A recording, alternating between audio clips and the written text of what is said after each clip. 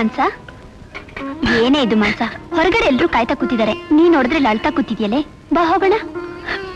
ಇಲ್ಲ ಕಣೆ, ಮನಸ್ಸನ್ನೊಬ್ಬರು ಕೊಟ್ಟು ಇನ್ನೊಬ್ಬರ ಜೊತೆ ನನ್ನಿಂದ ಸಾಧ್ಯವಿಲ್ಲ.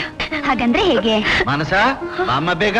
ನೋಡು ನಿಮ್ ತಂದೆ ಕರೀತಿದ್ದಾರೆ. ಬಾ ಹೋಗೋಣ, ಬಾ ಹೋಗೋಣ. ತಗೋ. ಬಾಮ್ಮ. ಇವಳು ನನ್ನ ಮಗಳು ಮಾನಸ. ಹೆಸರು ಬಹಳ ಚೆನ್ನಾಗಿದೆ.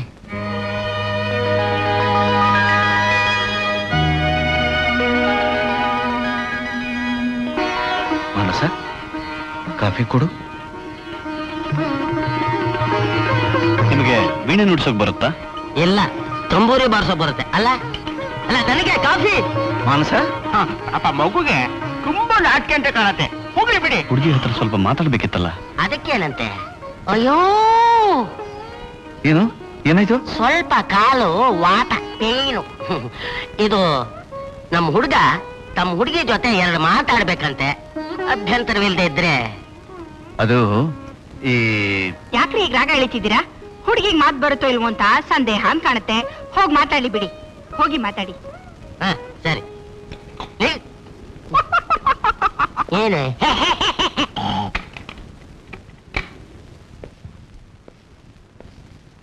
ಮಾನಸ, ಸ್ವಲ್ಪ ತಿರುಗಿ ನೋಡೋಣ.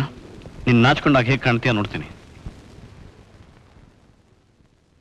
ಕಣ್ಣೀರು ಯಾಕೆ ಮಾನಸ? ಓ, ನಾನು ಹೋಟ್ಲಲ್ಲಿ ಗೋಳಿಕೊಂಡೆ ಅಂತನಾ? ನಾನು ಸುಮ್ಮನೆ ತಮಾಷೆ ಮಾಡಿದ್ದೆ, ನಿನ್ನ ನೋಯಿಸ್ಬೇಕು ಅಂತಲ್ಲ. ನಿಜ ಹೇಳ್ತೀನಿ, ಯಾವ ಕಾರಣಕ್ಕೂ ನಿನ್ನನ್ನು ಕಳ್ಕೊಳ್ಳೋಕೆ ನಂಗೆ ಇಷ್ಟ ಇಲ್ಲ. ನೋಡಿ, ನಾನೇ ನಿಮ್ಮನ್ನು ತಪ್ಪು ತಿಳ್ಕೊಂಡ್ಬಿಟ್ಟೆ.